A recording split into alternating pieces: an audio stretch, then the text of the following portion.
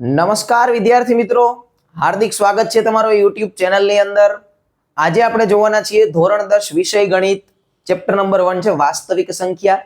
બરાબર, એની અંદર most IMP બે પ્રમેય છે 1.1.2 અને 1.3. બરાબર, એટલે કે 1.2 અને 1.3 એ આજે આપણે અભ્યાસ કરવાનો છે. હવે જો પ્રમેય 1.2 આ આઈએમપી છે, પણ થોડો આઈએમપી છે, પણ આ જ પ્રમેય આપણને લાગુ પડશે 1.3 માં લાગુ પડશે. એટલા માટે થઈ અને આપણે પહેલા 1.2 પ્રમેય ભણવો જરૂરી છે.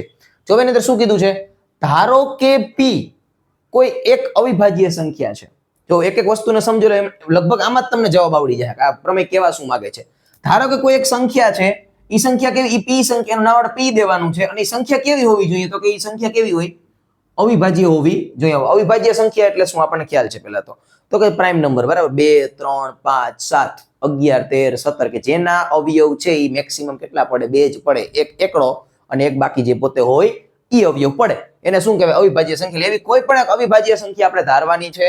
હવે આગળ કોઈ એક ધન પૂર્ણાંક a, એટલે કોઈ પણ ગમે એ સંખ્યા તમે લઈ લ્યો અને એના માટે a માટે a વર્ગ. બરાબર, a વર્ગ એટલે જે તમે ધન પૂર્ણાંક લીધો છે એનો શું કરવાનો, વર્ગ કરવાનો. ધારો કે એ ધન પૂર્ણાંક તરીકે તમે 5 લીધા, 6 લીધા છે, તો 6 નો શું કરવાનો, વર્ગ કરવાનો. એટલે કેટલો થાય, 36 થાય. બરાબર, તો a વર્ગ અને ઈ a વર્ગ છે એ p વડે વિભાજ્ય હોય તો a પણ p વડે વિભાજ્ય હોય, આવું આપણે સાબિત કરવાનું છે. જોઈએ હાલો કેવી રીતે સાબિત કરવું છે. તો જો અહીંયા જો આપણે વચમાં શું કીધું હતું, a વર્ગ એ p વડે વિભાજ્ય હોય. બરાબર, હાલો આ a વર્ગ એ કેના વડે વિભાજ્ય હોય છે, p વડે હોય છે. એટલે p કઈ સંખ્યાને લેવાની છે આપણે, તો કે પ્રાઇમ નંબર, અવિભાજ્ય સંખ્યા અહીંયા આપણે લેવાની છે. એટલે હું અસ લખું છું, અવિભાજ્ય સંખ્યા. હવે અવિભાજ્ય સંખ્યા કઈ છે આપણી પાસે, તો કે 2 3 5 7 એમ ઘણી બધી છે આપણી પાસે. બરાબર, અને અહીંયા પણ આ p કોણ છે, અવિભાજ્ય સંખ્યા. અહીંયા a કોણ છે, તો કે કોઈ પણ એક પૂર્ણાંક. હવે પૂર્ણાંક કોણ હોઈ શકે, તો કે ગમે એ હોઈ શકે ભાઈ. આ પણ a કોણ છે, પૂર્ણાંક જ છે, પણ બંને કેવા હોય છે, સેમ જ હોવા જોઈએ. બરાબર, હાલો અહીંયા શું કીધું, a વર્ગ p વડે વિભાજ્ય હશે ને એ પણ p વડે વિભાજ્ય હશે. સાહેબ હજી આમાં કઈ સમજાતું નથી, કાંઈ વાંધો નહીં, અહીંયા ઉદાહરણથી સમજાવું. જો એક્ઝામ્પલ આપણે એક લઈ લઈએ. આપણે a ની જગ્યાએ 8 લઈએ. કેટલા, એક પૂર્ણાંક આપણે લીધો ઈ છે 8. બરાબર, હવે 8 છે એ 2 વડે વિભાજ્ય હોય કે ના હોય, હોય જ, કારણ કે 8 ના 2 હરખા ભાગ પડે એનો મતલબ એ છે કે 2 વડે ઈ પોતે 8 છે વિભાજ્ય છે. હવે 2 કેવી સંખ્યા છે, તો કે પ્રાઇમ નંબર છે. હાલો મતલબ આ શું બની ગયો, આપણો a બની ગયો, અને આ શું બની ગયો, p બની ગયો. મતલબ એક વસ્તુ તો સાબિત થઈ ગઈ. બીજી વસ્તુ શું સાબિત કરવાની હતી, કે a વર્ગ જ હોય ને તો ઈ પણ p વડે વિભાજ્ય હોય. એટલે શું, તો કે આ a છે એનો તમે જો વર્ગ કરો છો તો ઈ જે વર્ગ તમને મળે છે ઈ પણ કેવો હોવો જોઈએ, p વડે વિભાજ્ય હોવો જોઈએ. નહીં હોય જ, જો તમે જરાક 8 છે તો 8 નો વર્ગ કરો એટલે 64 થાય. 64 છે 2 વડે કેવા હોય, વિભાજ્ય જ હોય, કારણ કે 64 ના 2 ભાગ પડી જાય છે. બરાબર છે, હાલો એનો મતલબ શું થયો, p કેવી સંખ્યા છે, તો કે એ સાહેબ p છે કેવી, આ 2 છે કેવી સંખ્યા છે, p જ છે. બરાબર, તો આને આપણે શું કહેવાનું છે, તો કે a વર્ગ, અને આ શું થઈ ગયો, આપણો p થઈ ગયો કે નહીં. હજી એક ઉદાહરણ જોઈએ આપણે. ધારો કે a બરાબર 9 લઈ લઈએ આપણે. કેટલા, a બરાબર 9 પૂર્ણાંક આપણે લઈએ છીએ. બરાબર, તો 9 છે એ કેના વડે વિભાજ્ય, તો કે 3 વડે. હરખાવે ભાગ કરો કેના વડે, 3. 3 કેવી સંખ્યા છે, તો કે અવિભાજ્ય સંખ્યા છે, એટલે એ p થઈ ગયો આપણો. બરાબર, હવે ઈ જ a છે એનો વર્ગ કરો. 9 નો વર્ગ કેટલો થાય, તો કે સાહેબ 81 થાય, અમને આવડે જ છે. બરાબર, તો 81 છે એ શું છે, તો કે a નો વર્ગ છે. બરાબર, હવે 81 છે એ 3 વડે વિભાજ્ય હોય જ, કોમન સેન્સ છે એટલી. બરાબર છે, એવી જ રીતે તમે ગમે એ સંખ્યા લઈ લ્યો, ઈ અવિભાજ્ય સંખ્યા વડે વિભાજ્ય હોવાની જ છે. બરાબર, ગમે એટલી ટ્રાય કરીને તમારે સોલ્વ કરીને જોવું જ જોઈ લેજો. બરાબર છે, ચાલો સમજાઈ ગયું હશે તમને કદાચ. ફરીથી એક વખત જો પેલા હું બોલ્યો કદાચ સમજાઈ ગયું હશે, હવે આપણે કન્ફર્મ સમજી જ લઈએ. ધારો કે p કોઈ એક અવિભાજ્ય સંખ્યા છે. હવે આપણી પાસે કેટલી અવિભાજ્ય સંખ્યા છે, 2 3 5 7 ઘણી બધી છે. કોઈ એક ધન પૂર્ણાંક a માટે a વર્ગ અને p વડે વિભાજ્ય હોય તો a છે એ પણ p વડે વિભાજ્ય હોય. એટલે શું કીધું છે, કે કોઈ a વર્ગ તમે લ્યો છો એ p વડે વિભાજ્ય હશે, અને કોઈ a સંખ્યા લ્યો છો એ પણ કેવી હશે, p વડે વિભાજ્ય હશે. અહીંયા p કોણ છે, તો કે અવિભાજ્ય સંખ્યા છે. બરાબર, અને a કોણ લેવાનો છે, તો કોઈ પણ પૂર્ણાંક લેવાનો છે આપણે. બરાબર, હવે એક્ઝામ્પલ એક લઈ લઈએ. 8 બરાબર, a બરાબર આપણે 8 લઈએ છીએ, તો a વર્ગ બરાબર શું થાય, 8 નો વર્ગ થાય. 8 તો એમનેમ જ રહેવાના છે, તો 8 કેવા છે, 2 વડે વિભાજ્ય છે. બરાબર, અને 8 વર્ગનો વર્ગ કેટલું થાય, તો કે 64. 64 એ 2 વડે કેવા છે, વિભાજ્ય છે. તો અહીંયા આપણને શું કીધું, જોવું જોઈએ, a વર્ગ હોય p વડે વિભાજ્ય હોવો જોઈએ, એ પણ કેના વડે વિભાજ્ય હોવો જોઈએ, p વડે વિભાજ્ય હોવો જોઈએ. હજી એક ઉદાહરણ છે 9. બરાબર, તો 9 ની અંદર તમે જોઈ લ્યો, 9 એ બરાબર તમે 9 લઈ લ્યો. બરાબર, અને એ કેટલા વડે 3 વડે વિભાજ્ય જ હોવાનો છે. એના પછી 9 નો વર્ગ કરો તો એ કેટલો થાય 81 થાય. તો 81 છે એ 3 વડે ઓલરેડી વિભાજ્ય હોવાનો જ છે. બરાબર છે. હવે નેક્સ્ટ આપણે જોઈએ પ્રમેય 1.3, પણ સીધો આપણે પ્રમેય 1.3 ચાલુ કરવાનું થતો નથી. બરાબર, એના માટે પ્રમેય 1.3 ને સમજતા પહેલા આપણે થોડીક થિયરી સમજવી જરૂરી છે, તો એ પ્રમેય આપણને સમજાશે અને સહેલો થશે આપણા માટે, નકર અઘરો પડી જશે. બરાબર છે. ચાલો પ્રમેય 1.3 એના માટે પહેલા તો મહત્વના મુદ્દા. આ મુદ્દા હું તમને કહું કે એનો નોટ બનાવી લો, એટલે નોટ બનાવી જ લેજો. બરાબર છે ને. કેટલા લોકો નોટ બનાવી છે અને કેટલા લોકો બનાવશે નોટ, એ લોકો મને કોમેન્ટમાં કહેશે કે હા સાહેબ હું નોટ બનાવીશ. બરાબર, મહત્વના મુદ્દા છે. આ મુદ્દા તમને લગભગ ક્યાંય નહીં મળે. બરાબર છે કે આ સમજવા ખૂબ જરૂરી છે. જોઈએ શું છે તો કે કોઈ પણ આપણને ખબર છે આપણે પાસે બે સંખ્યા હોય, સમય અને અસમય. સમય સંખ્યાની વ્યાખ્યા શું થાય તો કે p ઓપન શું હોય, q હોય, જેમાં p છે એ કોઈ પણ પૂર્ણાંક હોઈ શકે, અને નીચે મતલબ q છે એ પ્લસ અને માઇનસ હોઈ શકે, પણ 0 હોઈ શકે નહીં. આપણે ત્યાં સુધી આવી વ્યાખ્યા ભણ્યા હતા. બરાબર, પણ હવે આપણે થોડુંક હજી મોડિફિકેશન કરીએ. કોને સમય સંખ્યા કહેવાય? તો સૌથી પહેલા તો સમય સંખ્યા કોને કહેવાય તો કે p ઓપન શું હોય, q હોય. બરાબર છે. એક્ઝામ્પલ તરીકે 1/2 આપણે એક સંખ્યા લઈએ છીએ કે 1/2. હવે 1/2 શું છે તો જોઈએ આપણે સરવાળો કરીને સાબિત કરીએ તો 1 છે એનો અવયવ કેટલા પડે? એક જ પડે કે નહીં, કે 1 નું કઈ બીજું પડે તો કે ના પડે. સેમ 2 ના અવયવ કેટલા પડે?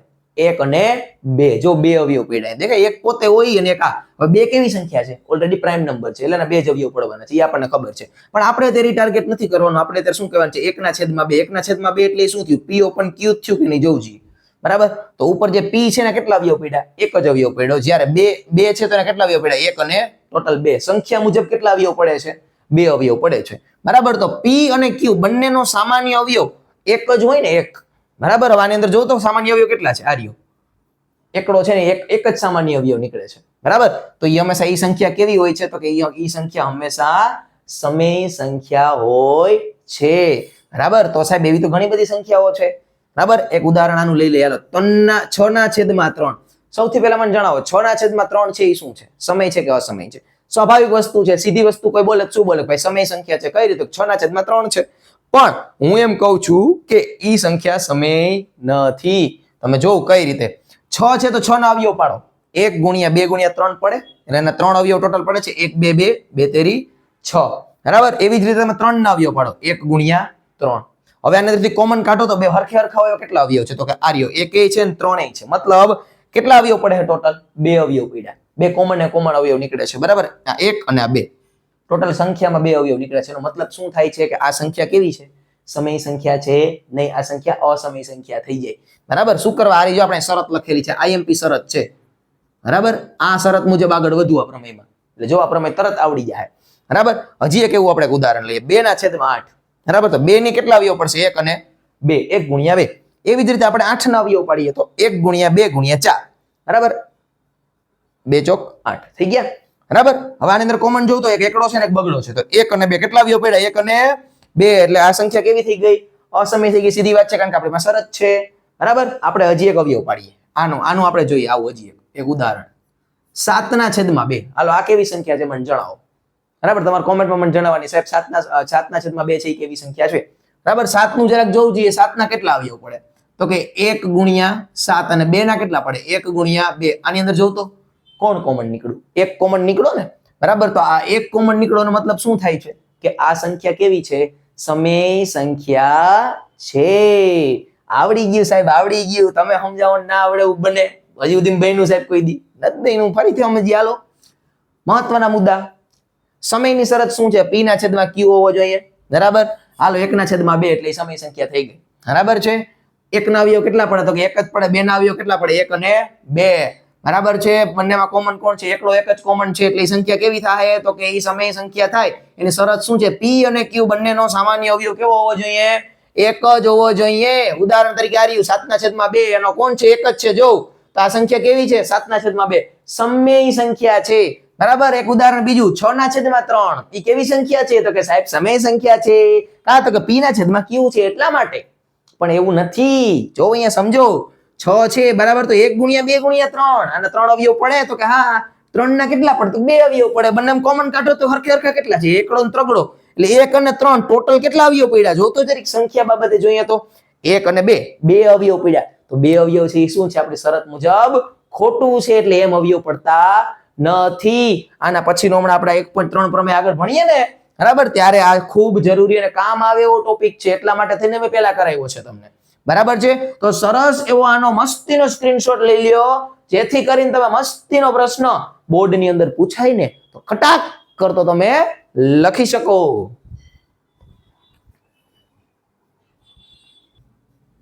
ઓકે, લઈ લીધો ઓલો સ્ક્રીનશોટ આગળનો. ચાલો હવે આપણે જોઈએ પ્રમેય 1.3. છોકરાઓ અત્યારે જ સરસ એવું ઉપર લખી નાખો મોસ્ટ આઈએમપી. બરાબર, ઈ સ્વાધ્યાય માટે પણ અને ડાયરેક્ટ પણ આ પ્રમેય પૂછાય તમારે. બરાબર છે, મોસ્ટ આઈએમપી પ્રમેય છે આ ચેપ્ટરનો અને પૂછાય એવો જ છે. ઘણી વખત બોર્ડે પૂછ્યો પણ છે, અને જો આમ આ નહીં પૂછે તો આના ઉપરથી સ્વાધ્યાયનો દાખલો આવે છે, ઈ પૂછશે, અને પછીનું સ્વાધ્યાય છે આખું પ્રમેય ઉપર ડિપેન્ડન્ટ છે. બરાબર છે, જોઈએ આપણે પ્રમેય 1.3 શું છે. પ્રમેય 1.3 √2 એટલે વર્ગમૂળમાં 2 છત્રીવાળી સંખ્યા હોય ઈ અસમય સંખ્યા છે, આવું સાબિત કરવાનું છે આપણે. હવે આપણે ખબર છે કે √2 છે અસમય જ છે, પણ પ્રૂફ શું છે આપણી પાસે ભાઈ? આપણે પ્રૂફ કરવાનું કે આ સાહેબ આ પ્રૂફ કે આમ જ હોય, એટલા માટે કેવી છે? અસમય છે. ચાલો આપણે સાબિત કરીએ. હવે જો કોઈ વ્યક્તિ હોય બરાબર, તો એને સીધે સીધું આપણે એમ ના કહેવાય કે તારા બુદ્ધિ જેવો છાંટો નથી. સમજો, એને સીધે સીધું કહ્યું તો શું થઈ જાય? એનો ઈગો હર્ટ થઈ જાય. પણ આપણે શું કરાય? ધીરે ધીરે બુદ્ધિ વગરનો છે એવા લક્ષણો બતાવાય કે જો અમુક હોય ને ભાઈ, એ આમાં ગાંડા કાઢતા હોય, અમુકમાં હાઈલા જતા વાળ ખેંચવાની આદત હોય. બરાબર, એટલે ધીરે ધીરે એને શું કહેવાનું? બુદ્ધિ વગરના લક્ષણો જણાવવાના. પછી છેલ્લે ઓટોમેટિકલી સાબિત થઈ જાય કે આ બુદ્ધિ વગરનો છે. સેમ અહીંયા આપણે ઈ જ કરવાનું છે. સંખ્યા કેવી કીધી? √2 એ અસમય સંખ્યા છે. કોઈને સીધે સીધું કહેવાય કે તું અસમય છો? તો શું કહેવાય એને? પેલા એના વખાણ કરાય, ધીરે ધીરે એને લક્ષણો બતાવાય. બરાબર, તો ચાલો આપણે લક્ષણ એને બતાવીએ. ધારો કે √2 એ સમય સંખ્યા છે. કેવી સંખ્યા છે? સમય સંખ્યા. મતલબ આપણે શું કર્યું છે? બે ને આપણે આમ પંપ માર્યા કે તું કેવી છો? સમય છો, તું અસમય નથી. પણ અહીંયા હું સંખ્યાની વાત કરી રહ્યો છું કે સંખ્યા કેવી છે? અસમય અને સમય છે. બરાબર, તો √2 એ કેવી સંખ્યા આપણે કહી દીધી એને? તો કે ધારો કે √2 એ સમય સંખ્યા છે. હવે સમય સંખ્યાનું તમને ખબર છે શું હોય? સમય સંખ્યા એટલે P/Q હોય કે ના હોય? હવે P/Q ની જગ્યાએ કદાચ હું A/B લો, તમને હું વાંધો છે? કાંઈ વાંધો નથી સાહેબ, લ્યો અમને હું ફેર પડે, અમારે તો ભણવાથી કામ છે, ગમે લઈ લ્યો તમે. બરાબર, હાલો √2 બરાબર A/B. શું કામ મેં આવું લખ્યું? તો કે આપણે શું લખ્યું હતું? ધારો કે √2 એ કેવી સંખ્યા છે? સમય સંખ્યા. તો √2 બરાબર 1/b. A/B લખી નાખું એના છેદમાં b. બરાબર, હવે આની અંદરથી હું આ b ને કરતા બનાવું છું. બરાબર, b ને આમ બાજુ જવા દઉં છું, એટલે b કેમાં છે? ભાગાકારમાં છે. આમ બાજુ જાય કેમાં વયો જાય? ગુણાકારમાં વયો જાય, અને એ કોણ બની? એ આ બાજુ આવી જાય. બરાબર, તો હાલો મેં જવા દીધો, એટલે b ડોટ નો મતલબ શું થાય? ગુણાકાર. બરાબર, b ગુણ્યા √2 બરાબર a. ચાલો આટલું ખબર પડી. પેલા ફરીથી ચાલો સમજીએ. ધારો કે √2 એ સમય સંખ્યા છે. બરાબર, એટલે √2 બરાબર A/B. બરાબર છે. હવે b છે એ છેદમાં છે, ભાગાકારમાં છે, એને જવા દો ઉપર સાઈડમાં, એટલે કેમાં વયો જશે? બરાબરની ઓલી બાજુ જશે, એટલે ગુણાકારમાં વયો જશે. ચાલો ગુણાકારમાં જવા દો. b ગુણ્યા √2 બરાબર a સાબિત થઈ ગયું એટલું પેલા? તો કે હા સાહેબ થઈ ગયું. હવે શું કરવાનું? અહીંયા જે તમને આ મળ્યું છે b.√2a, આ જે ચોરસ છે એને શું કરવાનું? તો કે હવે એને બંને બાજુ વર્ગ કરતા. બંને બાજુ વર્ગ કરવું એટલે શું ભાઈ? તો કે જે બે બાજુ ડાબા બરાબર જમા બાજુ સંખ્યા આપી છે બેયમાં ઉપર વર્ગ કરી દેવાનો. બરાબર છે, તો ચાલો આપણે એનો વર્ગ કરી દઈએ. તો આ રી સંખ્યા b.√2 પછી કૌંસમાં ઉપર વર્ગ બરાબર એનો વર્ગ. આપણે એનો વર્ગ કરી દીધો. વર્ગ કરીએ તો કોકનો જવાબ પણ આવવાનો જોઈએ એનો. બરાબર, તો આનો વર્ગ કરો જોઈએ. b નો વર્ગ કેટલો થાય? તો કે એનો b નો વર્ગ b જ રહેવાનો છે, કારણ કે b ની કોઈ આપણે કિંમત આપી નથી. હવે √2 છે એનો વર્ગ કેટલો થઈ જાય? 2 થઈ જાય. સાહેબ આ ન ખબર પડી, આ કેવી રીતે થઈ ગયું? જો 2 હોય 2, બરાબર, એ કેવી રીતે બન્યા હોય? આવી રીતે બને ને, √2 ગુણ્યા √2. બરાબર છે, તો મતલબ શું થયું? √2 નો વર્ગ કરીએ કેટલા મળે આપણને? 2 મળે. થઈ ગયું સાબિત. બરાબર, તો અહીંયા જોવું √2 કેટલી વાર? 2 વાર. એટલે શું બની ગયું? √2 ગુણ્યા √2 એટલે 2 બની ગયા. બરાબર, અને a નો વર્ગ એમનેમ. બરાબર છે, એટલે b નો વર્ગ એમનેમ, એટલે એમનેમ જ રહેશે. √2 નો વર્ગ એટલે 2 થઈ ગયા, અને બરાબર a નો વર્ગ એ નો વર્ગ. બરાબર, એને શું આપી દો તમે? સમીકરણ નંબર 1 કહી દો. બરાબર, હાલો આટલું સમજાઈ ગયા. પછી હવે આપણે આગળ વધીએ. હવે આપણને આમાં કોઈ કિંમત આપી નથી, કાંઈ વાંધો નહીં, આપણે એક કિંમત ધારી લઈએ. બરાબર. તો કે જો કોઈ પૂર્ણાંક c માટે a બરાબર 2c લેતા, હાલો a બરાબર આપણે શું કિંમત ધારી છે 2 into c કિંમત આપણે લઈ લઈએ, બરાબર. એ આ રે આપણે લઈ લીધી, હાલો a બરાબર 2c, બરાબર. 2c અથવા તો 2 into c. હાલો a ની કિંમત છે સમીકરણ 1 માં મૂકતા, આ સમીકરણ 1 હતું આપણી પાસે, એમાં કઈ કિંમત મૂકવાની, અહીંયા તમે જે ધારી હોય કિંમતને મૂકી દેવાની, બરાબર. હાલો એમાં મૂકી દઈએ આપણે. તો પહેલા તો સમીકરણ શું હતું, b નો વર્ગ into 2 બરાબર a નો વર્ગ. a ની જગ્યાએ શું મૂકવાનું છે 2 into c, તો b નો વર્ગ એમનેમ 2 એમનેમ, બરાબર. a ની જગ્યાએ શું આવશે 2 into c નો વર્ગ આવી જશે. હાલો કિંમત મૂકી દીધી આપણે. હવે જેમ આગળ આપણે સાદું રૂપ આપતા એમ આપી દેવાનું, b નો વર્ગ એમનેમ, 2 ના 2 એમનેમ, 2 નો વર્ગ કેટલો થાય, તો કે 2 નો વર્ગ 4 થાય સાહેબ, ઇન્ટુ નો ઇન્ટુ, c નો વર્ગ કેટલો થશે, એ તો c વર્ગ થશે કારણ કે કિંમત છે નહીં. હવે આની અંદરથી તમે b વર્ગ છે એને કરતા બનાવી દો. b વર્ગને તમે કરતા બનાવો એટલે શું થશે 4 into c એમનેમ, અને 2 અહીંયા કેમાં છે ગુણાકારમાં છે, એ ક્યાં વયા જાય નીચે વયા જાય, એટલે ભાગાકારમાં વયા જશે. આ નીચે 2 છે ઉપર 4 છે, છેદ ઉડાડો એટલે શું થશે 4 ગુણ્યા 2, 2 ગુણ્યા 2 એટલે 4 થઈ જાય, છેદ ઉડાડી દો એટલે ઉપર શું કિંમત વધી, b વર્ગ બરાબર 2 into c નો વર્ગ. વધે કે ના વધે સાહેબ, વધે જ ને. તમે સમજાવો એટલે વધે. એટલે મારું આમાં નથી હાલતું, આ કઈ મારી ઘરની થિયરી નથી, જેમ ગણિતનો નિયમ છે એમ જ હું જાઉં છું, એટલે મને કિંમતો મળતી જાય છે, બરાબર.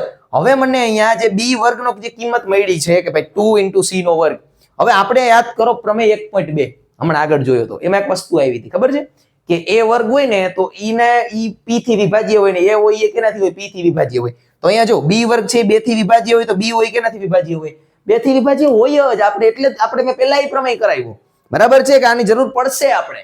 ડન એટલું, એટલે એટલી ખબર પડી ગઈ. એટલે આપણને બે કિંમત મળી, b વર્ગની કિંમત એ છે આપણી પાસે, a વર્ગની કિંમત એ છે. હાલો a ની b ની બે ની કિંમત છે, બે માં જરા કોમન જોઈ લો કોણ છે. આ c વર્ગ છે એ તો હાલો એને કાઢ નાખો, c ને b એને કઈ કરવાનું ન હોય આપણે. તો વધ્યું કોણ ખાલી બગડો, બરાબર છે. બે માં કોમન છે, બરાબર. હવે જોવું જોઈએ આગળ, બે માં કોમન હતા યાદ રાખજો 2 ને 2. a અને b નો સામાન્ય અવયવ 2 છે. હાલો જો કોણ છે બે માં સામાન્ય, બગડો છે કે નહીં, મતલબ 2 અવયવ છે, બરાબર છે. પરંતુ આપણે એક શરત હતી યાદ કરો, હમણાં મેં પહેલે એટલે જ મેં આની પહેલાનો હમણાં તમે ભણ્યા ત્યારે જ મેં તમને ભણાવ્યું હતું કે 1.3 માટે IMP મુદ્દા, એમાં શું હતું કે કોઈ પણ સંખ્યા હોય તો એની અંદર અવયવ કેવા હોવા જોઈએ, 1 હોવો જોઈએ, તો એ શું સાબિત થાય, સમય કે અસમય આપણે સાબિત કરવા માટે એની શરત હતી, બરાબર. તો અહીંયા શું કીધું છે કે a અને b નો સામાન્ય અવયવ કેટલો થાય છે 2 થાય છે, પરંતુ a અને b નો સામાન્ય અવયવ કેવો હોવો જોઈએ 1 હોવો જોઈએ, તો એ શું સાબિત થાય છે, આપણે જે સાબિત કરવું એ સાબિત થાય. શું સાબિત થાય જણાવજો મને. તેથી અહીંયા શું ઉત્પન્ન થાય છે, એક જાતનો વિરોધાભાસ ઉત્પન્ન થાય છે, મતલબ થિયરીની વાત કેવી જાય છે આપણી વિરુદ્ધ વાત જાય છે. કેના કારણે, તો કે જે બંનેમાં કોમન છે એના કારણે. તેથી આપણી ધારણા કેવી છે, આ ખોટી છે જે આપણે ધારી છે, બરાબર. તેથી √2 એ કેવી સંખ્યા છે, અસમય સંખ્યા છે, બરાબર. સરસ એવો તમે આ પ્રમેયનો સ્ક્રીનશોટ લઈ લો, આખો સરસ એવો 5 વાર 10 વાર 15 વાર લખીને પાકો કરી નાખો. ને પાકો કરવાની જરૂર જ નથી, તમારે સમજવાની જ જરૂર છે ખાલી, બરાબર. તો સરસ એવાનો સ્ક્રીનશોટ લઈ લો જેથી કરીને બોર્ડમાં પૂછાય એટલે આપણે ખટાક કરતો આવડી જાય.